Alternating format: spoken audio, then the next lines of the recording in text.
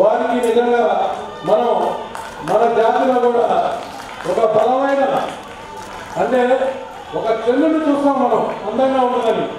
అలాంటి మన జాతిలో పుట్టిన ఈ రత్నాన్ని మనం అందరం కూడా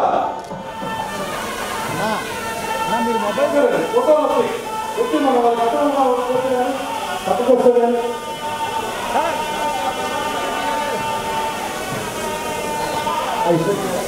మా పేరెంట్స్ మూలానే నేను స్థాయికి వచ్చింది. అండ్ మీరందరూ గుర్తించి నాకు ఈ అవార్డు ఇవ్వడము, ఇంకా ప్రోత్సహించి నన్ను సపోర్ట్ చేయడం నేను